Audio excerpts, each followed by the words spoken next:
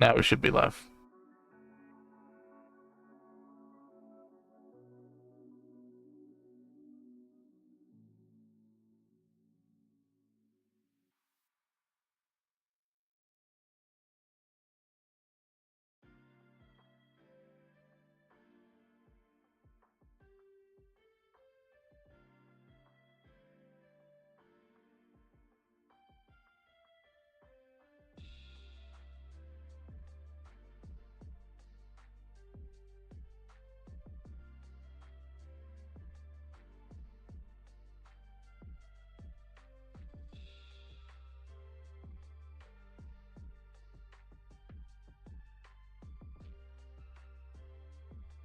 You want to do it now, or you want to wait another minute? It doesn't really matter.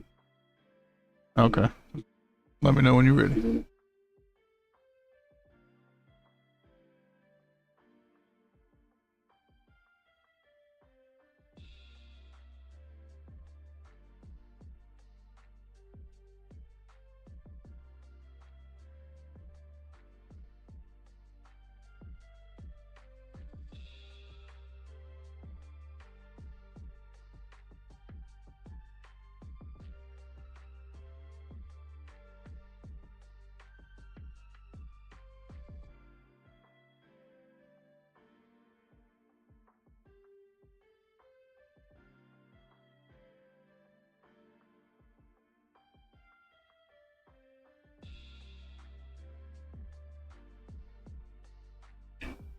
Took a single bite of my dinner, so I know what I'm missing.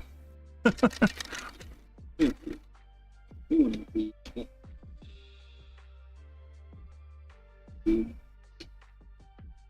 Ghetto Fabulous, that pulled pork and some ramen with some extra seasonings and hot sauce and stuff. Pretty good. Good job, homie. Alright. Go ahead and press the button to move over to our live scene. He hoofed and he poofed. Hello there, or not Twitch land. Holy crap, I'm dumb. YouTube land. You think I'd be used to this by now? We've been doing YouTube for like, what, 4 weeks? 3 weeks? Yeah, something like that. Yeah, but you got the wrong screen going there, bud. Anyway, welcome to Raise Hale, Praise Dale, the podcast where we talk everything related to the world of NASCAR Cup Series and a little bit of other things sprinkled in. I'm JTDALLLIS. I'm Voodoo. Yeah, together we co-host. I don't know why I've done that the last two. I did that on the episode that we recorded and posted earlier today. Well, is what it is. That kind of weekend. But the weekend is over. Yeah. I was about to say, today's Monday, my dude. Yeah. So, with that being said, we get to put our intro up so we can start talking about Gateway and all the other drama that's unfolding in the NASCAR Cup Series. Because, you know, we love drama. Drama.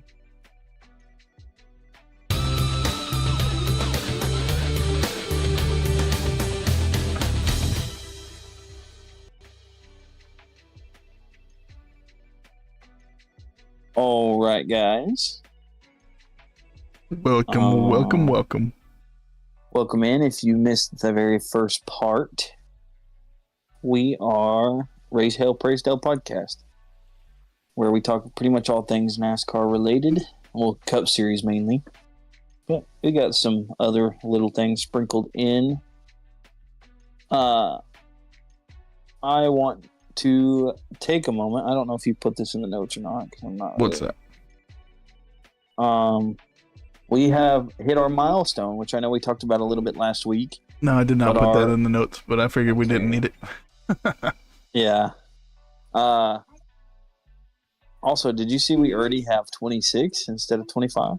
Yeah, I'm gonna say I cheated for that 26th one. Oh. I forced my wife to subscribe to us finally. Oh, okay. So she wasn't one of the first 25. She was the 26th. Well, I feel the support from here. Right. But if you guys check out the channel after this live, you'll see that we posted our bonus episode went live this morning at 9:00. So Central check that out. Central Time, yeah. Sorry, I forget that we do everything Eastern Time on the podcast just because of NASCAR. Yeah, gotta follow tradition and stuff. But so 10 a.m. Central or Eastern. Oh my god, it's been a Monday. It's Monday and it's kind of late. I'm sorry, it has definitely been a Monday today. I've been in the rain all day. It's been fun. I don't like when it rains by you because that means it's coming to me. Right? Well, this one might not. It was heading more north. Good. Keep it away from me. I also want to put out that technically we have about 3 weeks and 5 days. Getting closer. No, wait, hold on. For real? Like for real. 3 weeks. You know what? We got a couple more episodes, and then we're going to be like, hey, I'll see you before the next episode. All right. Voodoo brought up a good point. We only have a couple more episodes before we get to say, hey, I'll see you before the next episode. Insane, man. Yeah. But anyway, back to my original point that I was making before we get into the post-race breakdown. Not throwing the stinger up yet because we're not there. No, I know. Just thank you guys so much for the subs. Our next milestone is 50. Once we hit 50, we'll do something, a bonus episode. Yeah, you might unlock a secret bonus episode from when we're together, or we might film one like we did this last one. Yeah. Which, if you didn't watch this one from this morning, we got a segment coming up that you're going to be slightly confused about, but we'll explain it in simple details. But if you want the full details, you have to go watch that video. Yes, sir. All right. So, ladies and mostly gentlemen, let's go ahead and drop that post-race breakdown.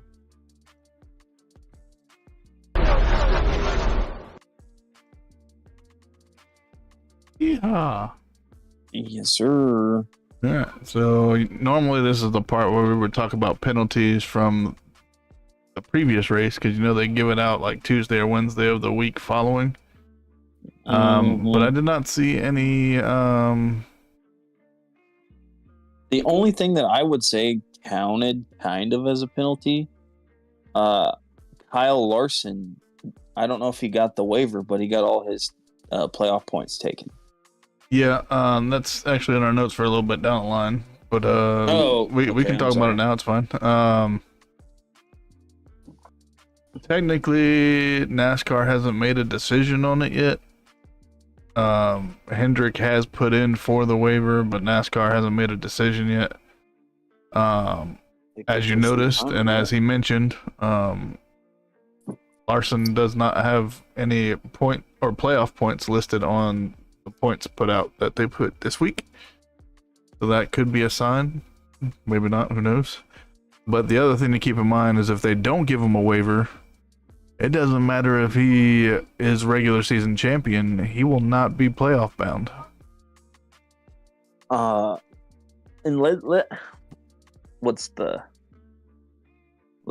I want to take a second to talk about that. Like Larson being the powerhouse that he is,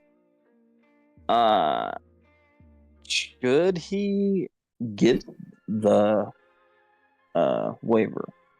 I think you should, just because you have a lot more backlash if he didn't.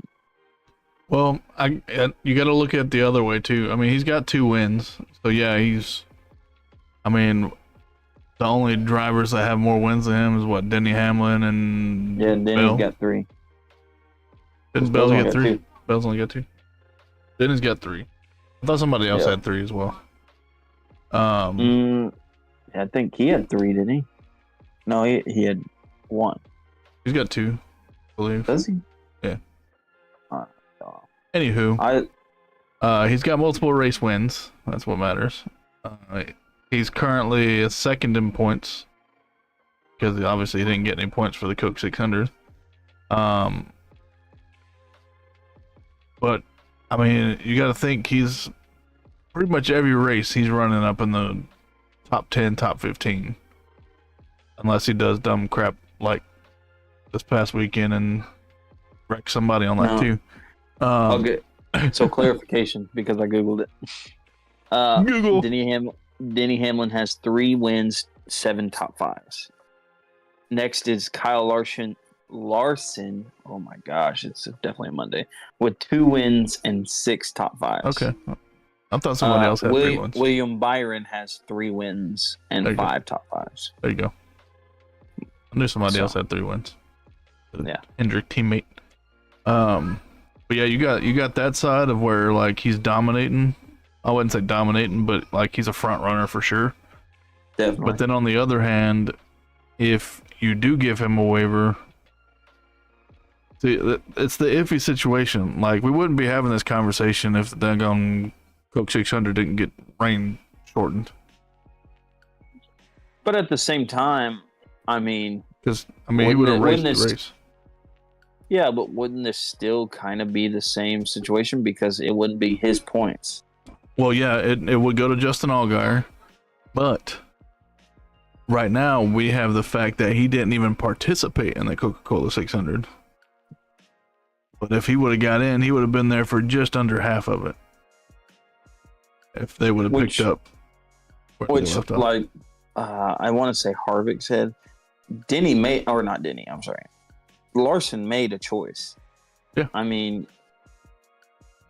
that's I think before that choice was made, which I understand that NASCAR publicized the crap out of it.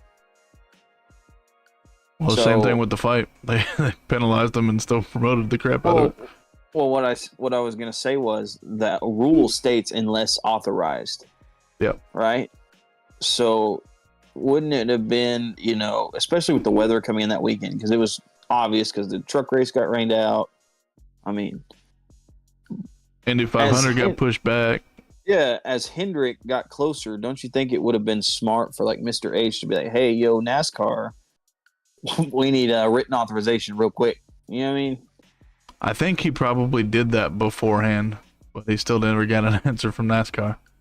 Now, another way to look at it is if you do give him the waiver, then you open up a door for other drivers to do the same thing. That's what I was about to say. Sorry, my ADHD. So, I mean, as much as I'm probably going to get a bunch of hate for this, I think he doesn't get one. I agree with you on that aspect, just because you don't want it's like Joey Logano said in Sirius XM.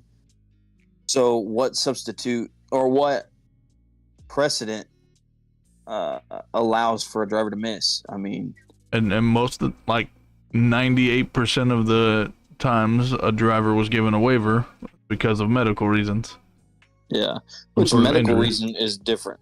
Yeah, like I mean, I know Eric Jones probably isn't going to make the playoffs, but he got into a wreck during a NASCAR Cup Series event that forced him to sit out for a couple weeks. But at the same time, didn't they give Chase Elliott a waiver from last year? True. But he wasn't racing for somebody else. That's true. But he did injure himself not doing anything related to NASCAR. Yeah. So, I mean, it could be looked at that way as well. Yeah. But Kyle Larson was racing for a direct competitor of NASCAR.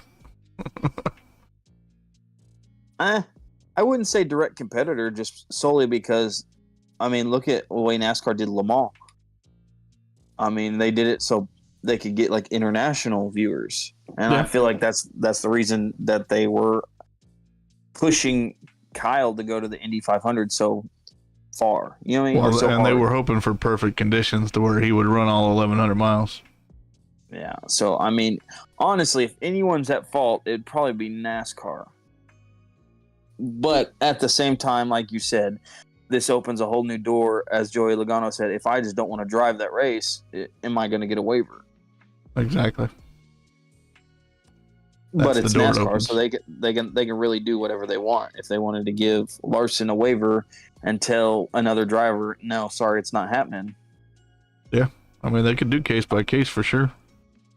And they could have easily told Chase Elliott no because he was freaking what was he, skiing or snowboarding or something when he broke his leg.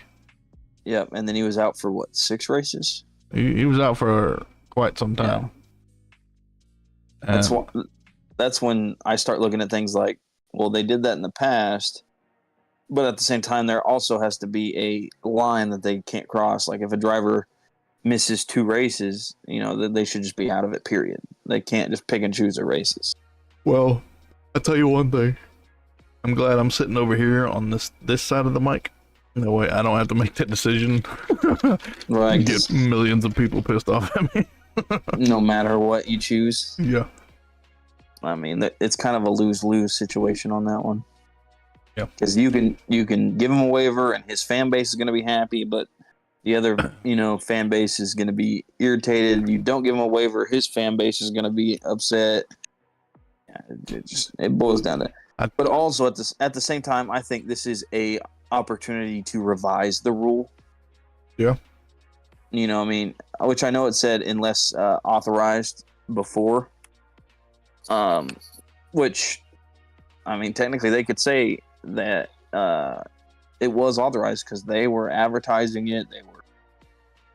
You know what I mean? Yeah. I don't know one thing, whether he gets a waiver or not. I know he's going to be racing the rest of the season. Oh, yeah. And it would be hilarious for him to not get a waiver and then go rake up like another 10-win season. 4 or 5 wins. Yeah. It'd be crazy for him to not be playoff eligible because of this and then finish the season with like you said, 10 wins when everybody else has like 2 or 3. I mean, I highly doubt this scenario playing out, but if he doesn't get the waiver, do you think like he would like actually go out and, I know he's a competitive racer, he would still try to win, but do you think that some of the resources for Hendrick would feed into the other 3 teams and kind of leave him as the 4th guy? I think so, because looking at a managerial, position, Hendrick is the winningest team. We'll just be honest. They're the winningest team. They've been around for 40 years. They didn't get to be the winningest team by making decisions like, oh, well, he's one of our boys. You know what I mean? You get what I'm saying? Yep. They're there to take trophies, not to baby somebody. So that being said, if they can't go to the playoffs, I don't feel like that it's going to be like, we're just going to take your sponsors. We're going to take all this. I don't feel like that. I just feel like more attention is going to be pushed towards probably like William Byron. I feel like he's the next in line, sitting at 5th in. He's already got 3 wins, a couple top 5s. I feel like more resources will be pushed into him instead of Kyle Larson. Now, I don't feel like they're just going to leave Larson high and dry, but at the same time. Yeah. Could pull a scenario to where, technically his car is still good for the owner points. Yeah. But that part's because they don't do a playoffs for that. Yeah. Which, technically it's sitting up at the top right now.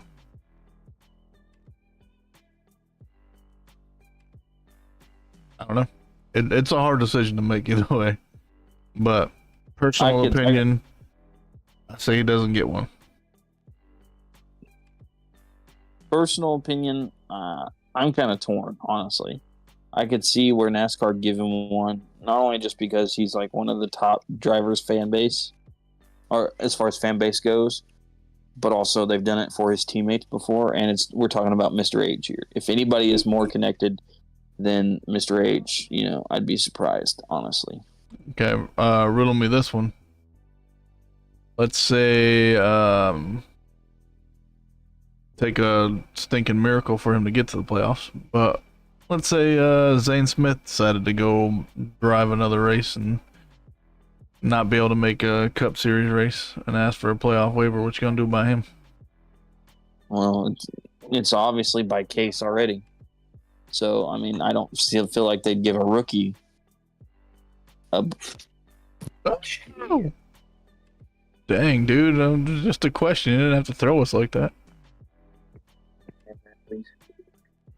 Tablet. Hang on. Thank you.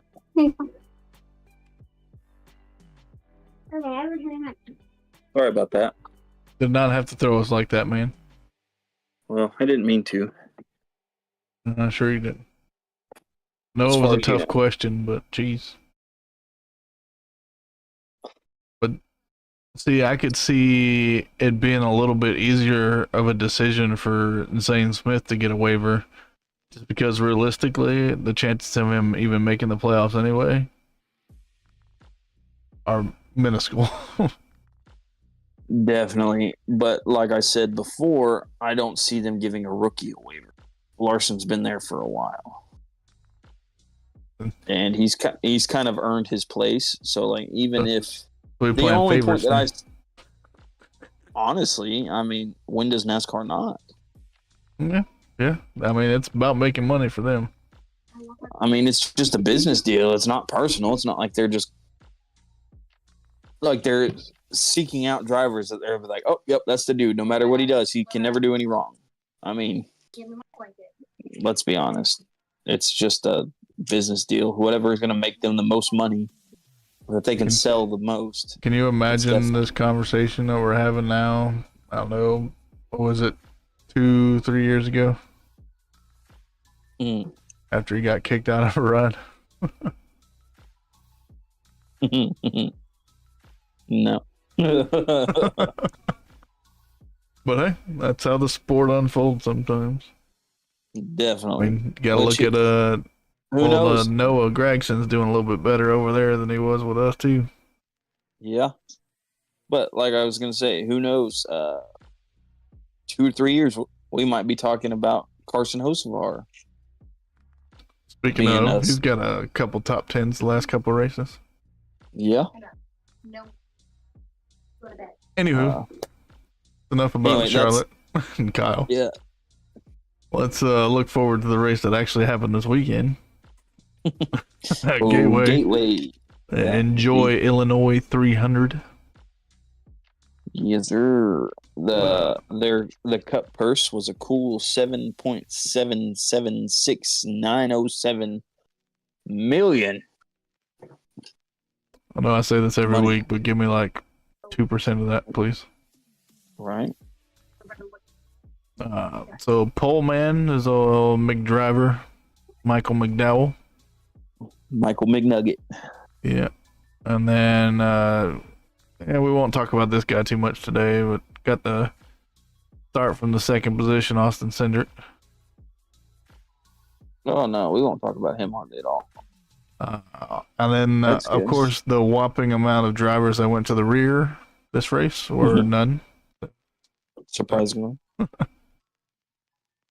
Stage 1 and stage 2 winners, nobody important. Let's talk a little bit. Hi. No, you can't hear me. Let's talk a little bit about stage 1 and 2. Chris Bell about swept everything. Yeah. But see these notes next here. So the race winner. Yeah. First up, Chris Bell. Wait. Nope. Nope. He had engine issues. Ryan Blaney. It's blown up. Oh wait. I ran out of gas. We got an engine blown and running out of gas, boys. But Cindric gets it done right behind his teammate when his teammate ran out of gas. I'm gonna add something else to this episode here. I know. What was that? What week did we do that? Was that part of before Daytona? I want to say that we did the playoff predictions. That was the week in between the Clash and Daytona. Okay. Well, we got updates for that. Every time a new driver locks themselves in, we're gonna talk about the updates on that. So we do got some changes. We're not gonna do it right now. It's a little bit down the road, but okay, I got you. So with that, something else that we usually go over is the racers that haven't won a race yet this season. Cindric was part of that list. They got not no more. Yeah, not no more. He deleted off of it. He got his first win since the 2022 Daytona 500. Where he won as a rookie. Yeah, as a rookie. Ends an 85 race winless streak. Insane. In the big brain. But of course, after the race, he had some tech issues. Not actually. He didn't have any. It's official. But the 31 and 41 went to R&D. Yeah, I think that's just going to be for one of those tear down situations. Just look a little closer. The wear on cars. Yeah. So, rookies of the week for Charlotte, or not Charlotte. Why did I change that? Jesus. You're slacking on me, bro. Gateway. There we go. It's changed. Rookie of the week for Gateway. Let's start. Oof. We can start with the first one this time. Yeah, we can start with the first one this time. In the number 4, Josh Berry started P29 and finished P36. That's a deficit of 7 spots. Yeah, he finished dead last. But he still did better than Casgrello, because Casgrello didn't race. He is out of contention for the Rookie of the Week. Yep. That jumps us to Zane Smith in the 71, who started where Josh Berry finished back in P36, but finished in 19th. He moved up quite a bit. That's too much math for Monday night. 15 spots. Sure, I believe you. Anywho, no, I'm sorry, 17 spots. 17.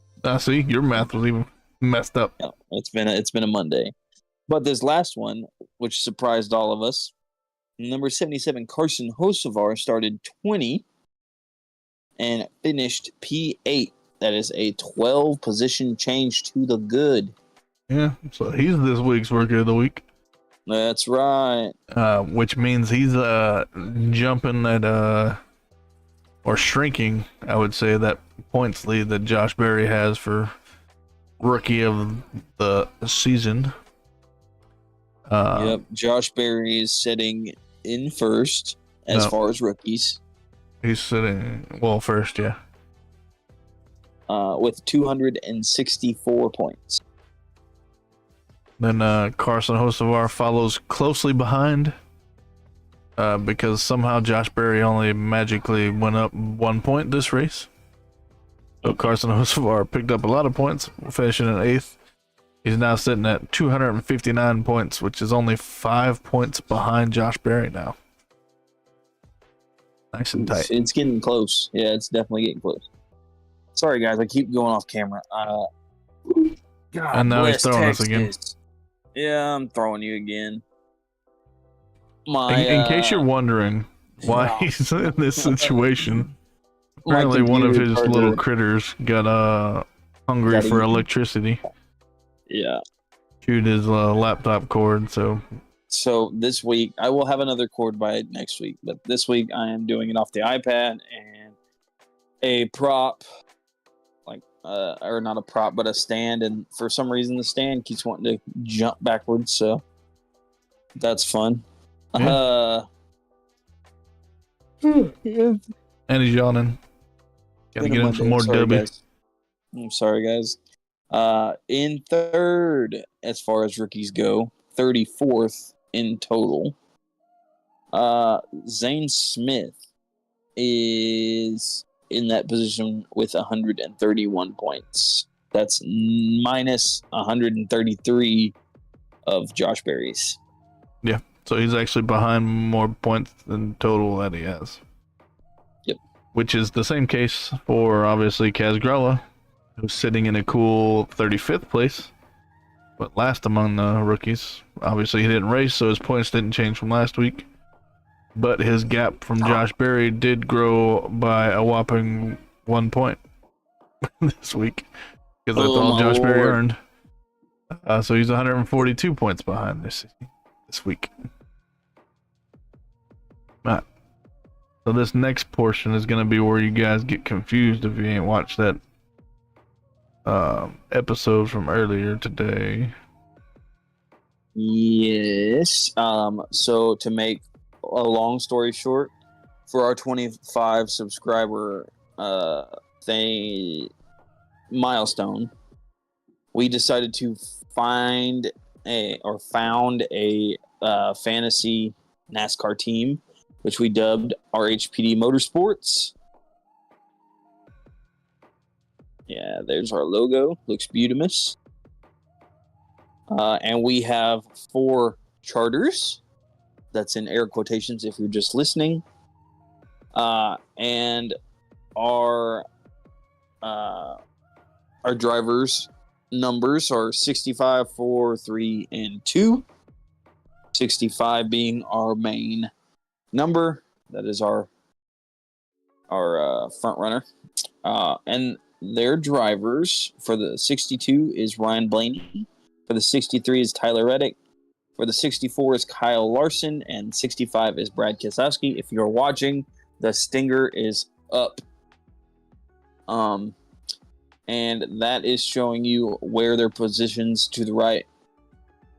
To the right is showing you where they're positioned at in the playoff standings. That's not playoff standings. That's Gateway results. Oh, duh. I'm sorry, guys. That's race results for the people that are listening. Yeah, sorry if you can hear. Happy Monday. Sorry if you can hear my background. But since you were bringing up point standings. Yeah. So Gateway, hang on, I'll read these for our listeners because not everybody watches. So Ryan Blaney is finished 24th. Tyler Reddick is 4th. Kyle Larson finished 10th, and Brad Keselowski finished 3rd. So Ryan Blaney could have won this doggone race, but he decided to run out of stinking gas. Could have had all 4 drivers in the top 10. Doggone it. Oh yeah. Anywho. So we didn't have this slide when we released our video earlier because, we didn't have a race for them to finish in yet. Although we did record it technically after Gateway was done. Like literally right after, though. Yeah. But we did show you the points going into Gateway during that episode, and now you get to see the points after Gateway. Yes, sir. So, in the number 64, he is currently sitting in 2nd position in playoff standings, or point standings, I'm sorry. I'll just start saying points because we don't know if he's making it to the playoffs. That's Kyle Larson with 513 points. That's 21 points behind first. In the 63, you got Tyler Reddick, who is 473. That's 61. I love you too. That's 61 points behind first. Brad Keselowski is currently sitting in 9th with 437. That's 97 points behind first. And then finally in 12th, Ryan Blaney is sitting at 405 points. That's 110 behind first place. Yeah. So that is our drivers. Pretty respectable for a first-year team. Yeah. But we did have a 6-month advantage. Yeah. So next season we'll pick our 4 drivers prior to the season starting. It'll be a little more challenging, but we will be going over this every week on the episode just to show you our fantasy cup team and how they're doing. when the end of the season rolls around, we'll see where they stack up against all the actual NASCAR Cup Series teams. Yep. Looking forward to that. Yes, sir. Next we have our playoff prediction update, which I am pretty actually, happy to hear. sir, hold on a second. Oh no, we got to play weekend winners. That's right. Yeah, man, calm down. Let's roll that weekend winners video for you. My notes is really small this week. I'm sorry.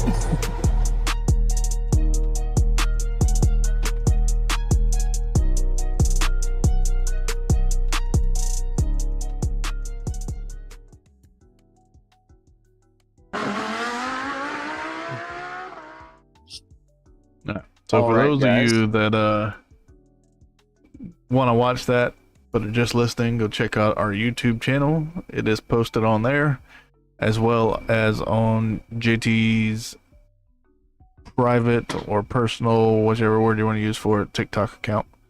I'm probably just gonna end up calling it the RHPD. I'll have to change the name, of course, but because all I post there is NASCAR. Now the next part is what he's all excited about. I am excited about this Playoff prediction update. So for those of you that don't know, before the season started, we kind of touched on it earlier. But before the season started, we made playoff predictions, and up until now, Voodoo had more drivers in than I did, which some of our drivers are the same drivers. We did differ just a little bit. But now we're tied because I had Austin Cindric on the list. Mm-hmm. You got lucky with that one. Oh, yeah. So now we each have 6 picks, which we picked 16. So 6 out of our 16 have locked in the playoffs. And there's only a potential right now of 8 drivers that are locked in. So we both only missed 2. Yep. Now, this is including Larson currently in the playoffs, so if they don't let him in, then that's only 7 locked in and 5 picks each for us. But to give you an idea of where we differed, Daniel Suarez was on neither of our lists. You're connecting to this. Brad Keselowski was only on my list, and then most recently, Austin Cindric was only on his list. So. Hang on, Voodoo, your audio's cutting in and out. I don't know if it's just my end or what.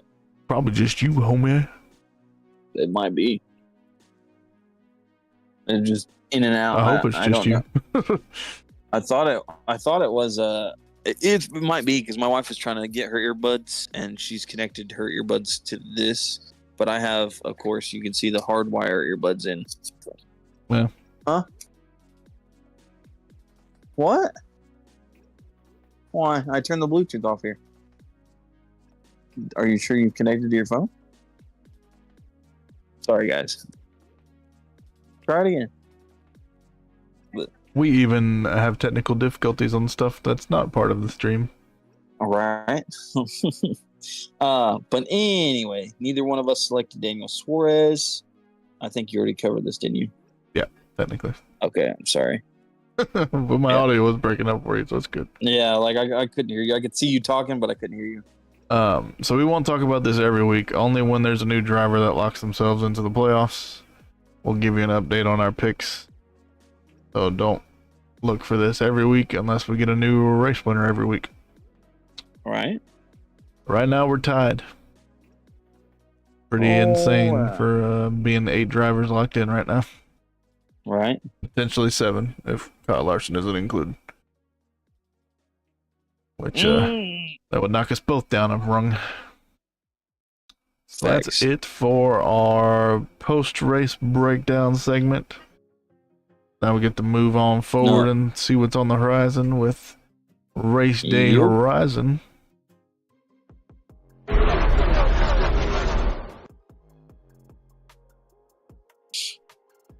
And of course, we got more drivers this weekend because we're heading out to California, going to Sonoma.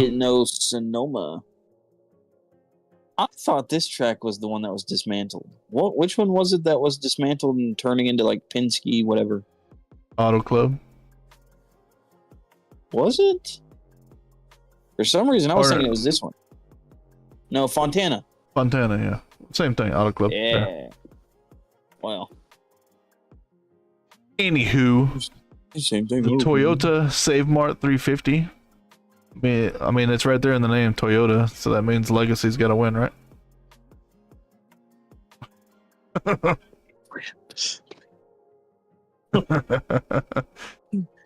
You're making it hard to be a Johnson fan. Please win. Well, I mean, he's not racing at Sonoma, but But they represent it, my man. You know- Let's be honest. he signed up for 5 races this season. There's only 4 9. left that we're gonna see him in. 9 races, not So 5. I said 9. Oh, it sounded straight up like you said 5. You tripping? I was on me? like, no, he's been in 5. He's been in 5. We only got 4 left. Same. But yeah, It'd be nice if he raced Nashville.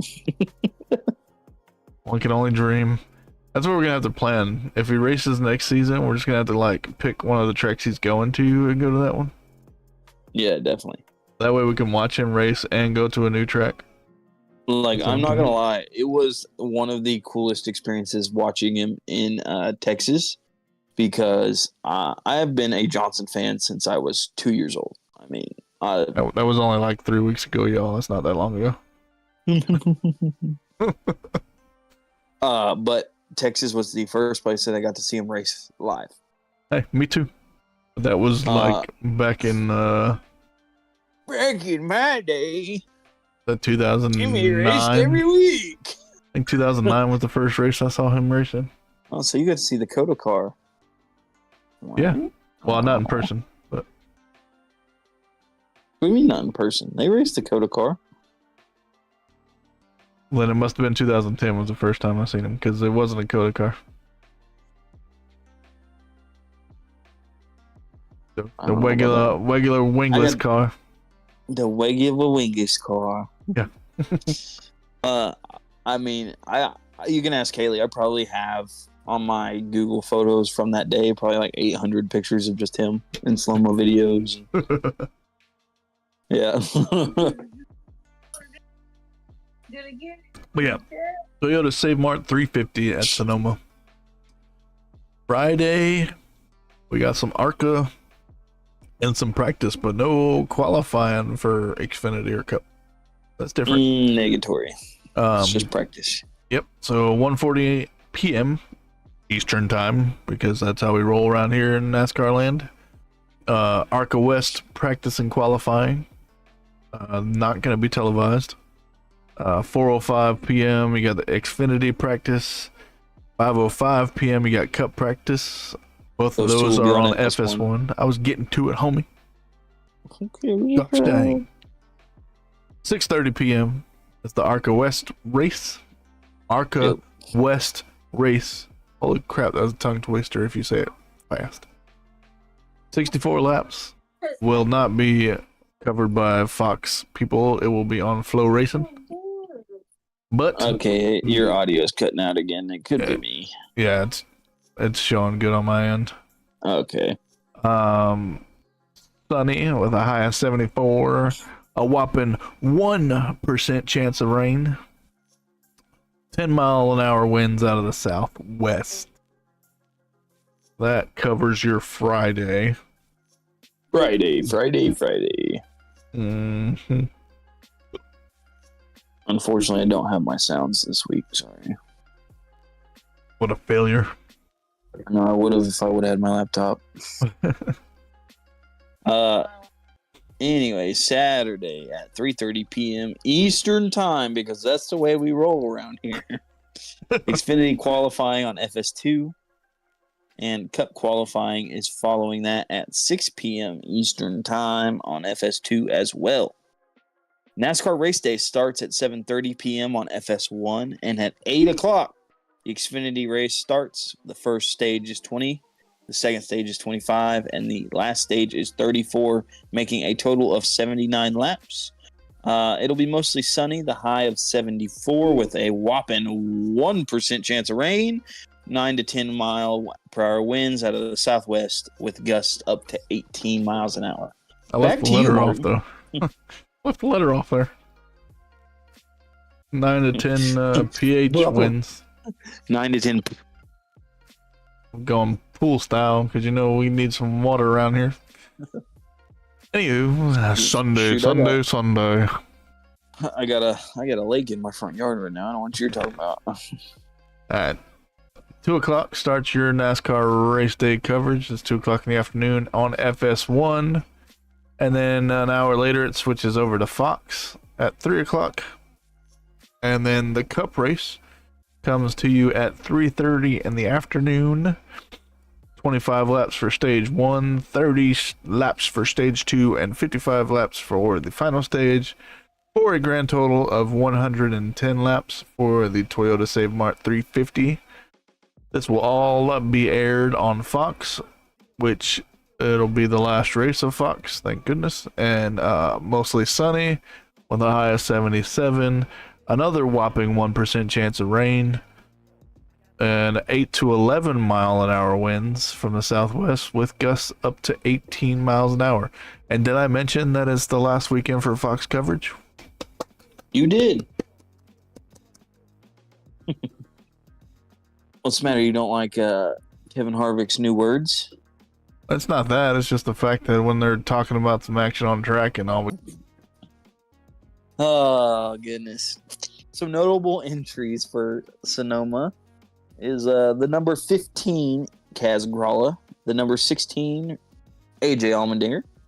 33 is Will Brown. And number 60 is Cam Waters with the RFK Project 60. Yeah, so we get to see some new names and potentially race winners out there. Now, if any of those four do win the race, they're not playoff eligible, so we don't have to worry about them knocking a spot off of our list.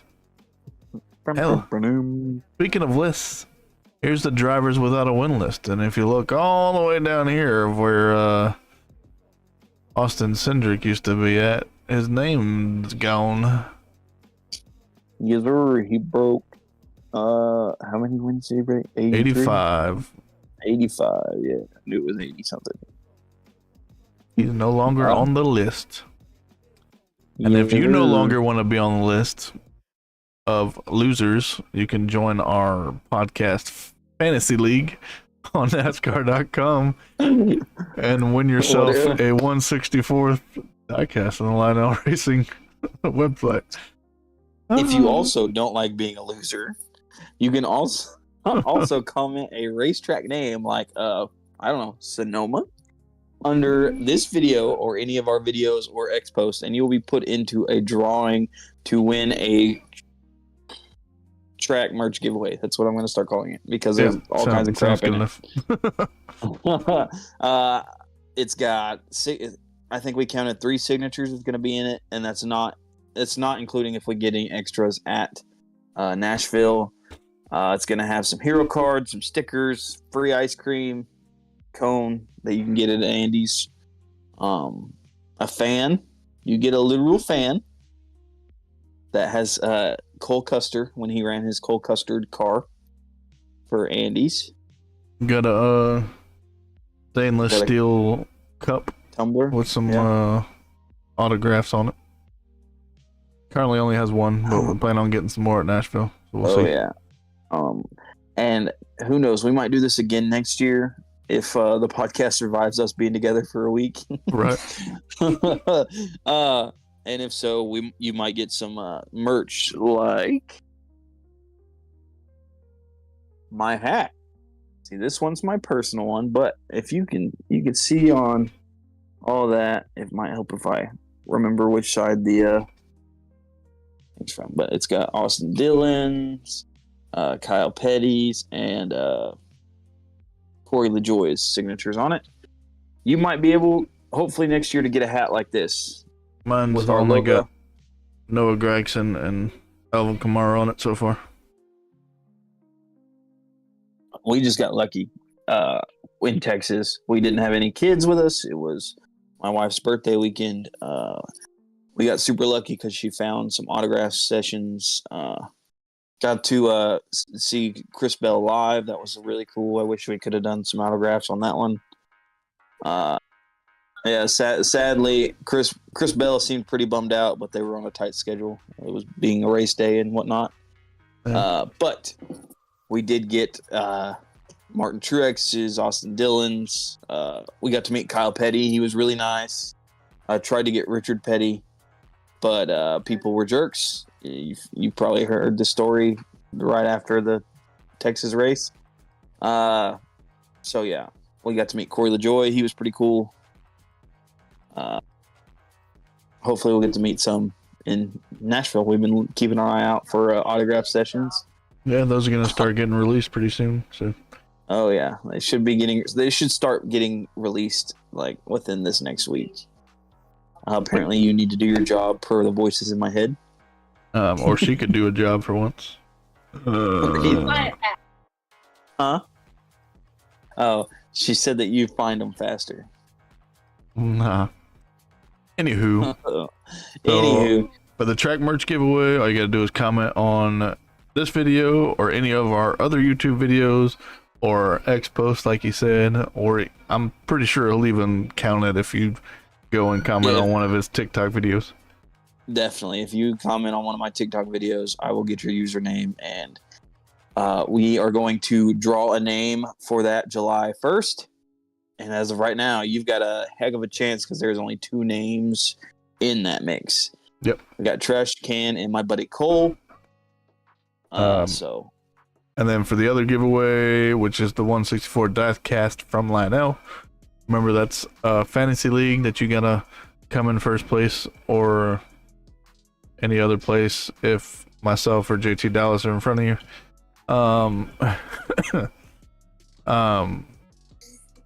What you'll do, go to NASCAR.com, search Raise Hale Praisdale Podcast, HALE, not HAIL, and make sure it has podcast on the end. Otherwise, it'll be somebody else's and it doesn't count. 1 entry per person. Password for that is all lowercase RHPD 2024. Yeah. The voices in my head brought up a good point. If they comment more than once, is it more than 1 entry or is it just 1 entry per person? Because we haven't really talked about that one. We're small. I would say it's 6 to 1 entry per person. That's what I was thinking. Okay. She was just asking. Otherwise, I'll go on there and comment every single track that we've always raced at. And then I'll win. Yeah. That sounds good to me. He said if that was the case, then he would comment on it in every one of our posts. All of the tracks on every one of our videos. Yeah. So 1 entry per person. Yeah. Oh, my wife said she wants it to leave the house so we have more room. Because what's she trying to get away?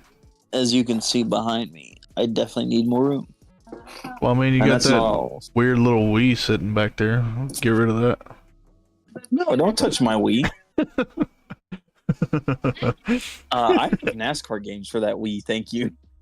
Yeah. I also have a PlayStation 2 and an Xbox, so that all have NASCAR games for them, thank you. Anyways, that's our Race Day Horizon segment. And now we get to jump to our last bit of segment, which is our trackside trends.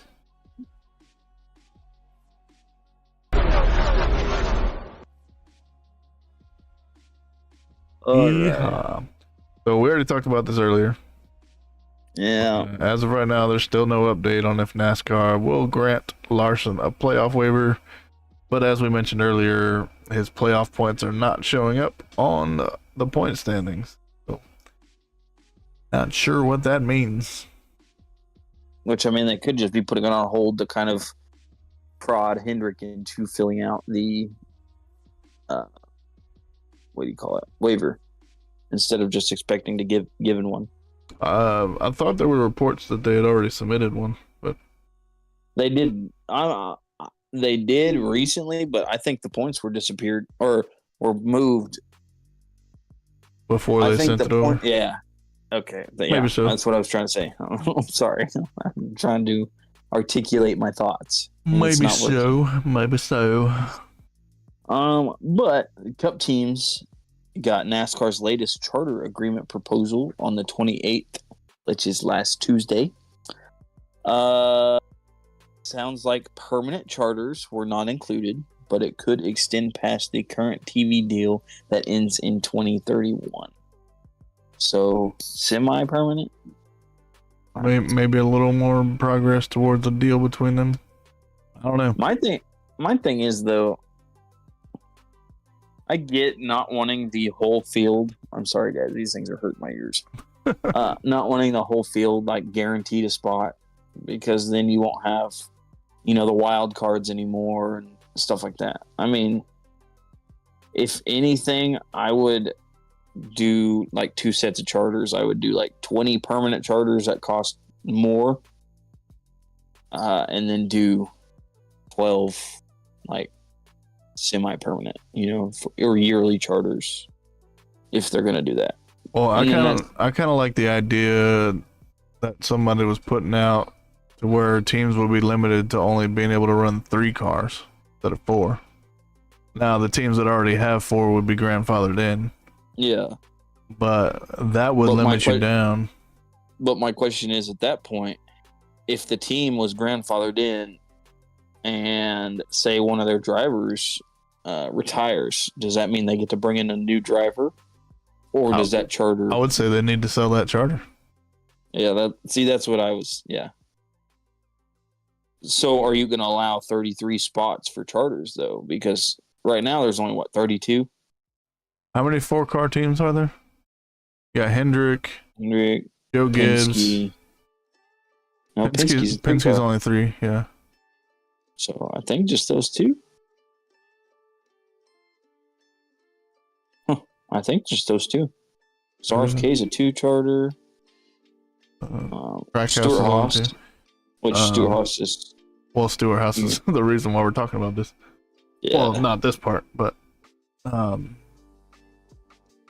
So just 2, I think. Yeah. Just track. I mean, really, that would only drop you down to 34, but that's 6 open spots instead of only 4. But my question is, if that 4th driver, retired or whatever, would that open a new spot for a charter, or would that just not be a charter position anymore? You get what I'm saying? Yeah, because right now, even with them selling all 4 charters, still have 36 chartered teams. You'd still only have 4 open spots.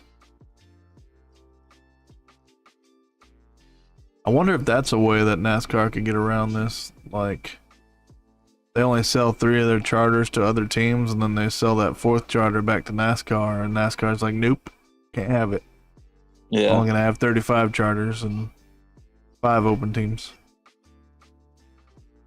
I don't know. I get why the teams want a charter system, but at the same time, I think back to like early 2000s where you had to qualify in no matter what. Yeah. Which is what the teams don't want to. The teams with the big sponsors don't want to have to go through that. That's the reason why they want the charters. You could pour all this money into this car, and you could do whatever and not make it. You know what I mean? And then you got to take your butt back to the shop and explain to sponsors why you didn't get to run. And like, who was it? Wasn't it Gateway? Where was it that you had a driver? Daytona Hot Laps. Well, Daytona would be a different scenario. You got the hot laps and all that stuff. The duels. But like for a regular race, you got somebody that spins out in practice, has to go to a backup car. That was Charlotte. Yeah. I'm pretty sure anyway. That'd be rough. And there was somebody, was it Larson? That got pulled from being able to qualify? I think so. Like, what do you do in that situation if there were 41 cars entered and you're not even allowed to qualify? Yeah, like I said, I get why there's charters, but at the same time, like I don't know. It would be more nostalgic, at least to me, for because I get you qualify for your position or whatever, but to me, I feel like qualifying would be more amped up if like not only are you qualifying for a position, but you're qualifying for the right to race and to be there. You know what I mean? Yeah. Like I know for I sure understand. Daytona was one of the races that we had to worry about having too many people at, but Yeah, because at the last second. I don't think there was any other race to where we had more than 40 drivers. But I don't think so either. Usually it's like 39, 40. I think we had one other race one, with 40, and then all the rest of them been like 38, 37. It's wild. I remember when they used to run like 43 cars. Yeah. I don't understand why we can't go back to that, but Safety, you know why. Because, putting 40 cars on the track is pushing it. Putting 43 cars on the track would just be dangerous and reckless. Who would want to do that? like for Daytona, for instance, what is the purpose of sending 2 cars home? I mean, I guess limiting like lap traffic and stuff like that. I don't get it. Like Especially Xfinity this past weekend, Frankie Muniz was the only car that got sent home. Yeah, I know. I was not happy. Ridiculous. But like, think of it this way though. Like, well, I had a point and now it's gone. Hang on. No. Oh, I remember my point now. So what's even crazier to think about was when they ran 43 cars, or 42, however many it was, the cars were so much faster. Yeah. Think about this, like, because like on average they would hit like 207, 206 on Daytona. Now they do good to hit like 200, 198. Because NASCAR pushed back the horsepower, which I wish they would bring it back up to, what was it, 770 or something like that, instead of the 500s. I've heard multiple drivers say if NASCAR gives them the go ahead to put more horsepower in there, they could, bam, flip it over real quick. Which, I mean, I get it's a design, I'm going to say a design flaw of this new car. Because they want to, like, it's like when they hit air, they just want to flip. And I feel like that was the complete opposite of what was supposed to be, designed after, the 2001, all that, when they started the new safety features. And you would think that they'd want something to slam the car against the ground, which I get was the actual thought. But when air hits, the kite of the bottom of the car, it just wants to fly away. And I don't exactly know how they would get by. I mean, unless they add like vents in the bottom or something. That's the only thing I can think of. Like air vents that lead straight to the top, where it just slams it down. You know what I mean? I don't know. I'm not an engineer. Neither am I. But these cars seem to like to fly up. Yeah. Anyway, well, may see a decision on this soon. We may not. I got a feeling we won't have an agreement yet, but we'll continue moving forward with that. Hopefully by the end of this season, so we have a next. Because the current charter agreement expires after the end of this season, so I think it's going to boil down to NASCAR just kind of giving in, because I mean it's hard to make money if you don't have any teams. But I could see NASCAR still sticking around, even if some teams decided they weren't going to race.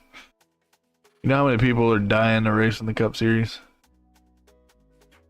Yeah, but at the same time, like you said, I get why there's charters, and with them trying to be taking charters away, it's like, bad example, okay? So it's like if the president gave everybody 10 grand, right? Said you got a year to use your 10 grand, and I'll give you 10 grand next year. Well, after so long, you get used to getting 10 grand a year. I think he's like, well, nope, you're not getting anything. I mean, it's gonna piss a lot of people off. Yeah, I can see that, but at the same time, Xfinity doesn't operate on charters. I still see some of like the major teams that have been around forever. I mean, they're going to be there, but smaller teams like Legacy. Yeah, like Legacy that don't run the best. Well, yeah, Front Row maybe. Rick Ware. Yeah. It'll hurt the smaller RCR. teams more than it'll hurt the bigger teams. Yeah, because the bigger teams, they've got the resources to make sure that they're going to be in the race. Like, if I ever see a race without 4 Hendrick drivers, I'd be shocked. At least if they're... Unless something happens during qualifying. Yeah. Which even then, if you remember right, if like they wreck a car, most of them, they were allowed to come back and try again. Yeah. Anywho, maybe we'll see a decision on that soon. Who knows? On a different version of charter talks, if you haven't watched our way too early 2025 silly season predictions video that we put out, I mean, obviously, if you're even glimpsing at social media and a fan of NASCAR, you've seen this news already. Stuart Haas Racing ceasing operations in the Cup and Xfinity Series following the 2024 season. Rumors after this went out was that Front Row, 2311, and Trackhouse will each get one charter, with the fourth being up in the air. Front Row's already confirmed that they're getting a charter. It's not mentioned that it's from Stuart Haas, but I mean, look at the timing. Pretty obvious. Unless Wood Brothers is going under. I don't know. I haven't heard any rumors about that, but I mean, it's possible. All I know is Harrison Burton saying he was not planning to return to Wood Brothers. I could see Rick Ware giving up a charter too.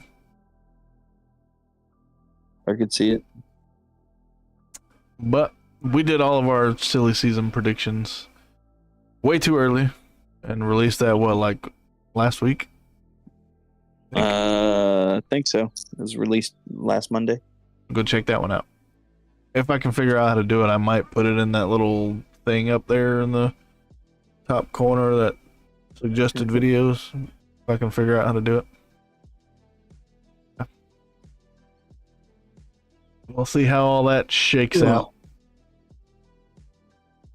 2025 schedule. We do have a slight update on that. Sir, Gateway has been confirmed to be on the schedule, but date has not been set yet. Yeah, so that's one more track we get to see again. Along with obviously the Daytona 500, along with the things Coke 600. Yeah. Coke 600. All-Star race is still going to be at North Wilkesboro. The Southern Cookout 500. Atlanta playoff race is moved to the summertime. And then, of course, Phoenix with the championship. Did they ever announce that Chicago is going to be in 2025? They have not. I think the contract's only through this year, isn't it? I'm not sure. Now the Busch Light Clash is on here, but the location has not been determined. Yeah. But all rumors are leading to Bo Grayman Stadium, so. It would have been cool Which to is see not a football stadium, sir. Yeah, I'm with you on that one. I know. Quit making fun of me.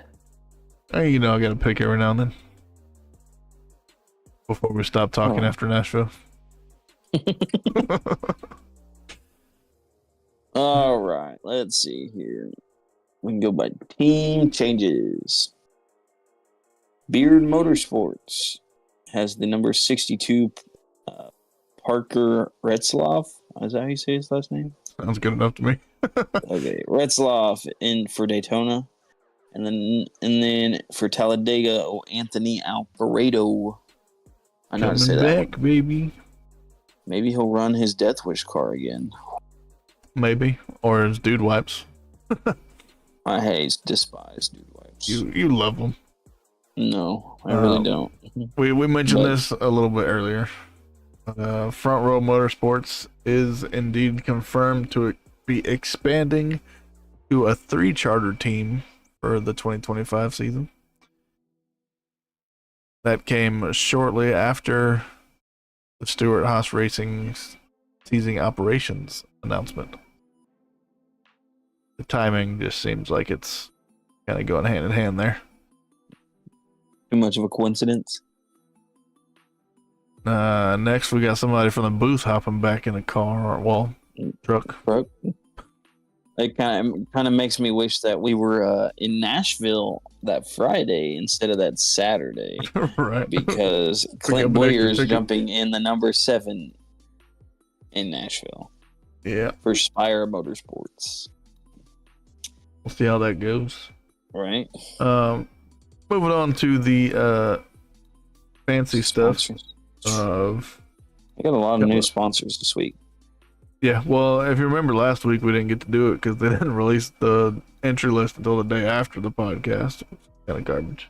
True.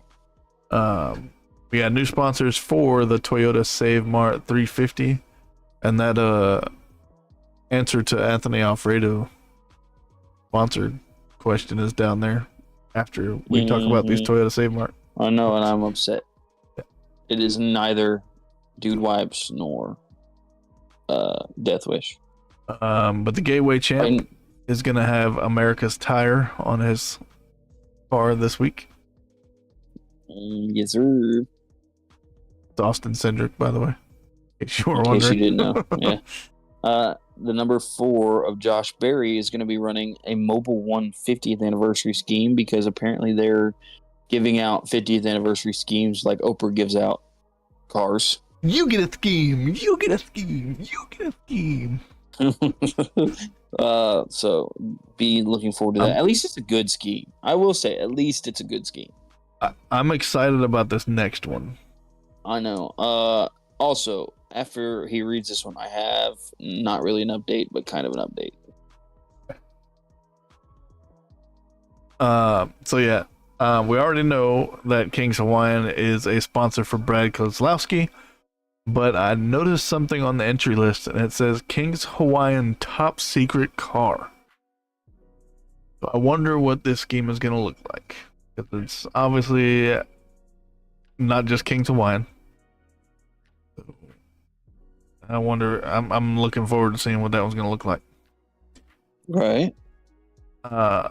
Now, not that it's on here, but obviously the 47 running his Kroger schemes got Tylenol on the car this weekend, and it's a pretty cool scheme, but it came out after I had access to doing all my graphics and stuff. That's why we're not going to be revealing it to you, but I mean, it's a Kroger brand deal, so you know how they do.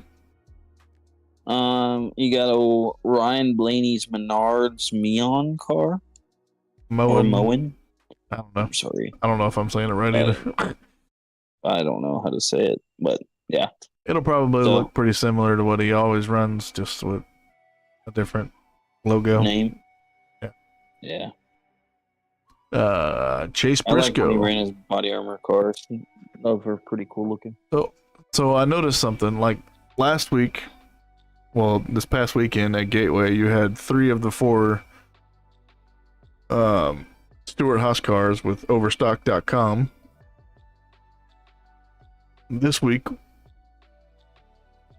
out of the 4. Woo. Bless you.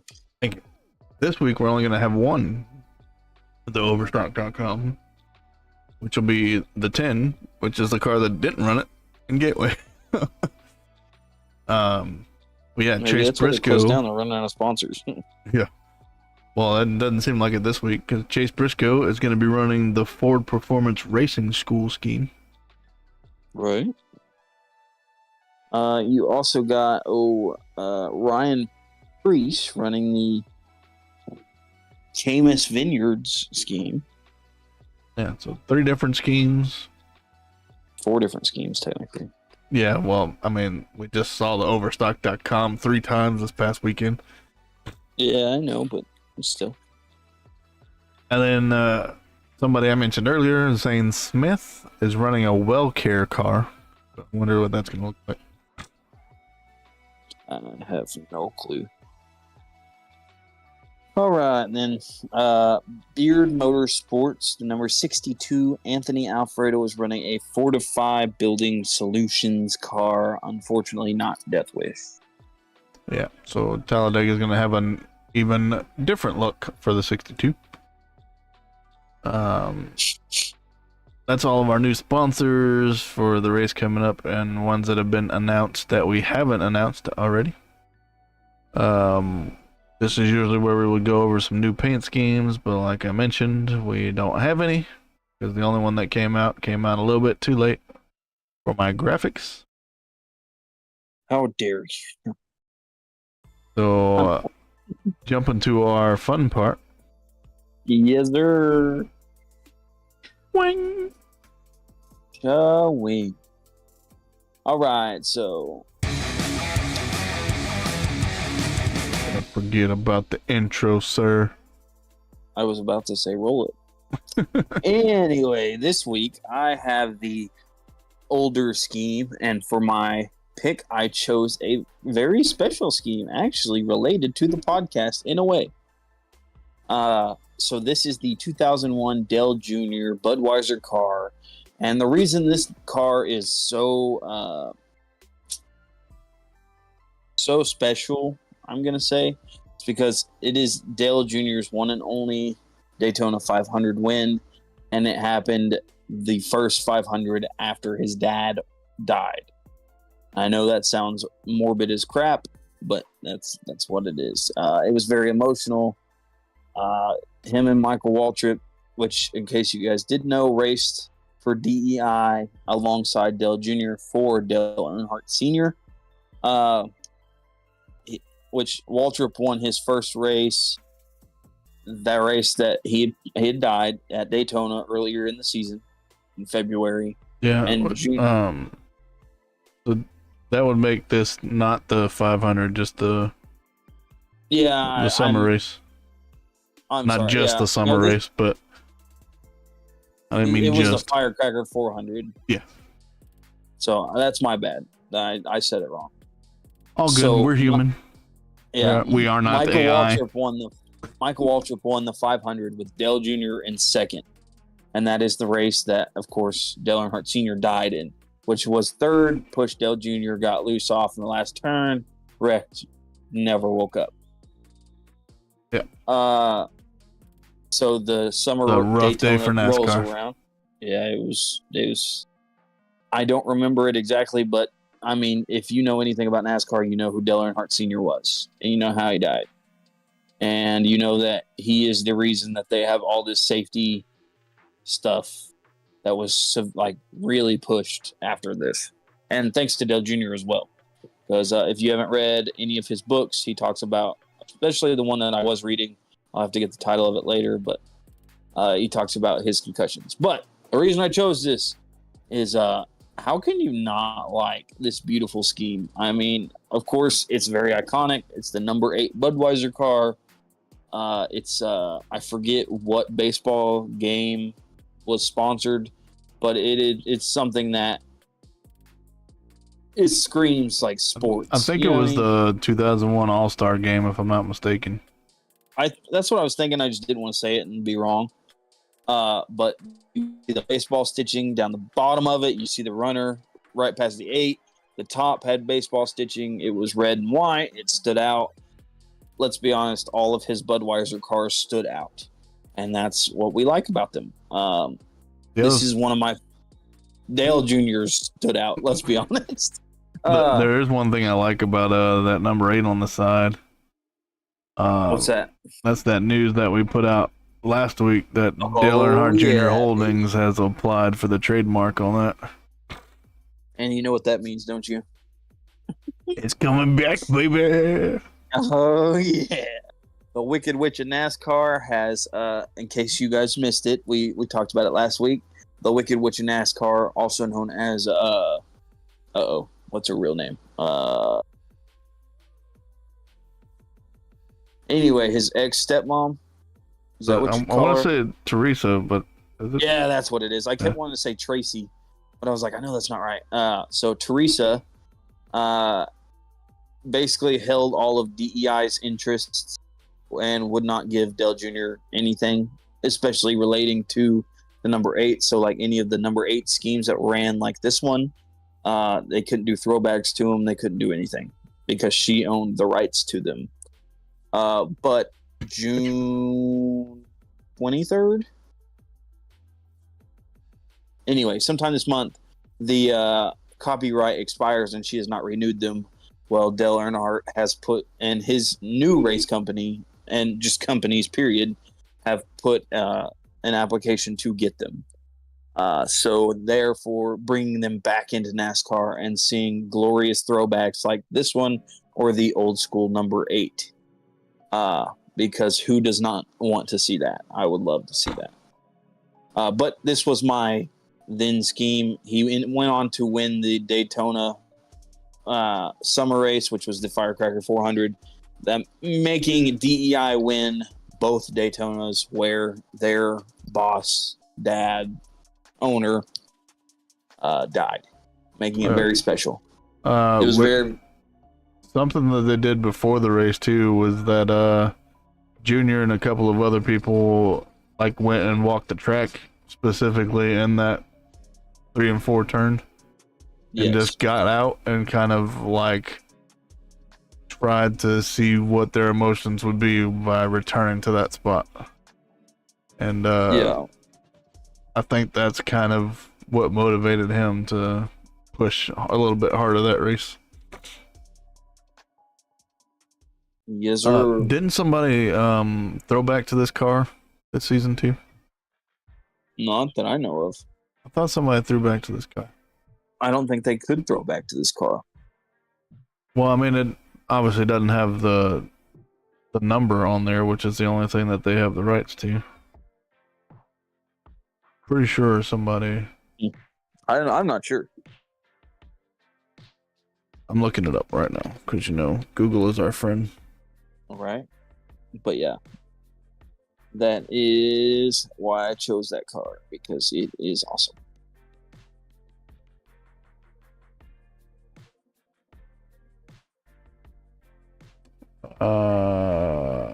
Okay, so it was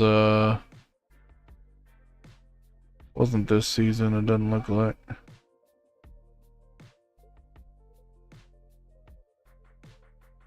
Oof. Oh man, that's a couple years ago. Anywho, Josh Berry threw it back to him while running the number 8, back in the Xfinity series back in 2021. Yeah, see, that was before I really got back into it. I didn't get into. It's not an exact throwback, but it's got like the little red stitching across the bottom. It's got a different silhouetted baseball player on it. I got you. And then Tire Pros actually changed their logo to make it look like the Budweiser script, and then the All-Star logo underneath it. I wish we could get back some of like the old, like, you know what I mean? Like they brought Tide back for a couple races. Budweiser's been back for a couple. I wish they could get them as like steady. I got a feeling we're about to come full circle. Get some of these bigger places back. NASCAR's kind of growing this season. Again. Yeah, I've seen the viewership.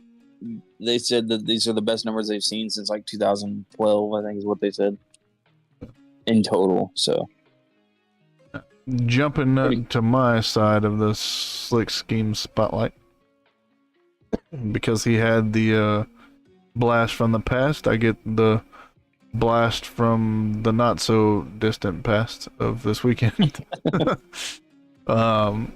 Promise you we're not gonna only pick Brad Keselowski schemes for the rest of the season, but I did pick another Brad Keselowski scheme for this week. That's his Solomon plumbing car, which is white and got some green lineage on it, green hood, and that gold tinfoil number on the door. I do like the foil numbers. Yeah, and I like that NASCAR's allowed it. Pretty cool. You got a lot of teams that are, well, not a lot of teams, but you got a handful of teams that are diving into it. But yeah, I like the way that this scheme looked on track. Now this picture here is just from like a poster or whatever. But if you look at this one here, this is an actual on track picture. Yeah, it gave that 6 an orange tint and stuff. It did look really cool. Yeah. He started in 7th and finished in 3rd, thanks to Chris Bell losing an engine and Ryan Blaney going, I ain't got no gas. Ryan Blaney said, I know what's wrong with it. I ain't got no gas in it. Right. But yeah, so that's our schemes for this week. Yes, sir. I think that's all we got to cover this week.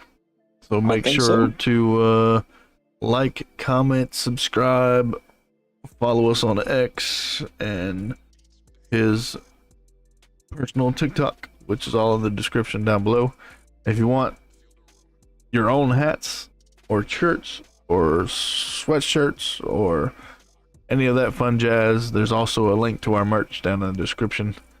You can snag you some of that, because all it does is help us push this podcast on a little bit more. Yeah, I was gonna say, don't think that we're just kind of pocketing the money if you buy the merch, because I'm pretty sure it gets recycled into the podcast. Yeah, whether that be for graphics or giveaways. We said that. I've said several times that my goal is to be able to go to tracks and, like me and you go to a track and not have to pay anything out of pocket as far as our personal money. And or at least for the tickets. If that were to happen, it's not like we would just go and hang out at the race and y'all be like, oh, what happened? Yeah. And you would obviously get more content out of that in return. Yeah. So.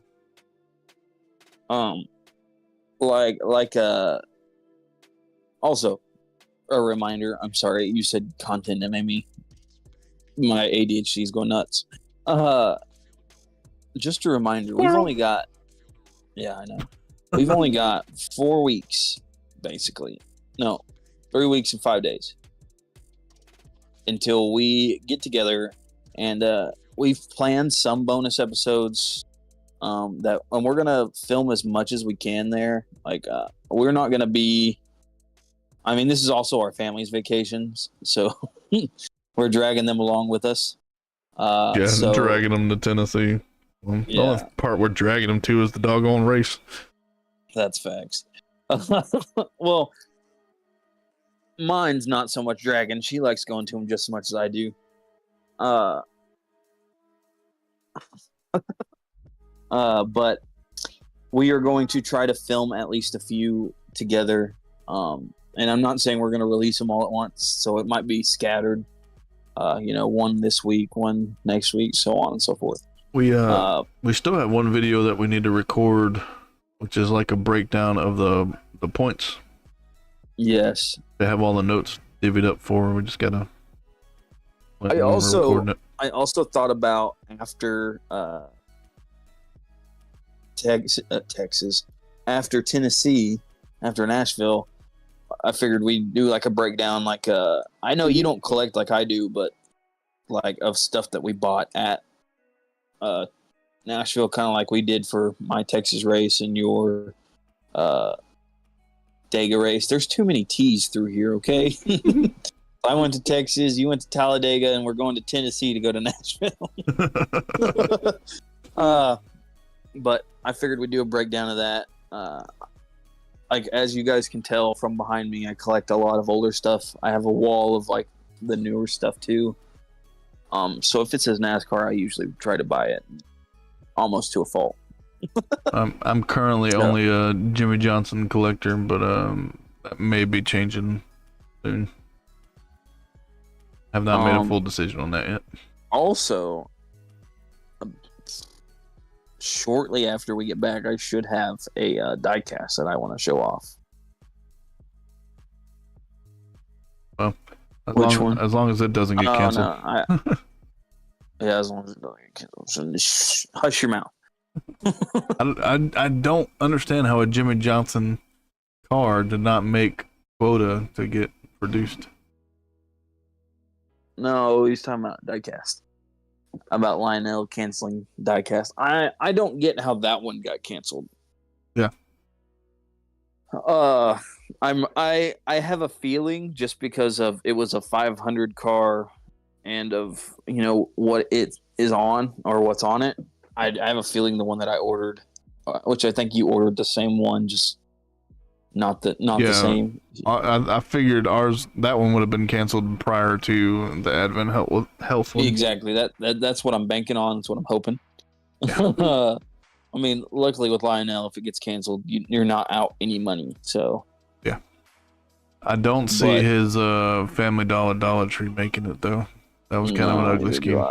It is. I didn't order it, honestly. I'll order the 164th if it ever comes out. Other than that, and the only reason I'm ordering it is because I'm a Johnson fan. Yep. Anywho, that's enough chit chat for this episode. We're at an hour and a half. Yeah. Pretty sure people are tired of listening to our voices. All right. I will go ahead and sign us out then. Thank you guys so much for riding shotgun with us on this episode of Raise Hale, Praise Dale. Remember, the checkered flag might fall, but the excitement never ends. So until next time, keep the pedal to the metal and a passion for racing burning bright. The Raise Hale, Praise Dale podcast signing off. Catch you in the next turn. Bye-bye.